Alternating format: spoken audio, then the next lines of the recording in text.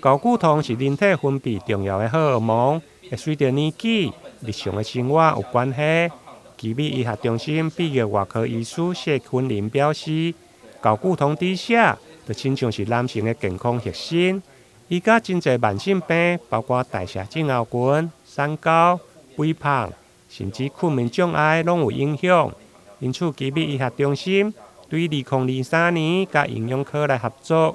将适合男性更年期的病人转到营养科做相关的卫教，教导睾固酮低下的病人如何补充饮食。所谓男性更年期，就是这个睾固酮低下的话，基本上他常见的一些症状，可能就是会觉得体力比较变差。那有些人会觉得他肌耐力也会开始下降。那有些人如果像工作职场的表现，其中有一个就是说，他会觉得工作怎么好像现在那个专注力越来越差，那可能也会有一些情绪上的一些起伏，比较容易低落啊，或比较容易生气，对周遭的人。所以其实有一些人他是周遭人发现之后才带过来就诊这样子。那也有人会觉得对于那个生活闷闷不乐啊。比较没有兴趣这样。那另外的话，其实在性功能的部分也会有一些性欲下降或者是勃起方面的一些状况。对，然后所以这些统合来讲，基本上它都不是非常严重或者是非常典型的一些症状，可是这些都有可能后面是睾固酮低下而引起的一些表现这样子。4个营养素是对我们比较有帮助的哈，比如说像我们的维他命 D、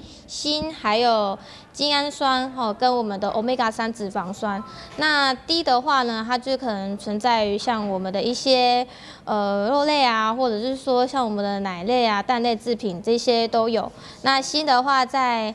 海鲜啊，或者是说像我们的一些瓜子类啊，这些里面也都有。那再来的话，还有我们的鱼肉的部分像我们比较常见的像青鱼啊、尾鱼啊、鲑鱼啊这些都有在里面。那吃素的话，也可以考虑像藻油啊，这些也都是含有 Omega-3 的脂肪酸。所以以上这4个营养素都是对于我们的睾固酮浓度或者说我们的精子品质都是有一定的帮助。医师表示，睾固酮低下造成男性更年期是重要的一大议题，因此早期警觉、接受治疗才是重要。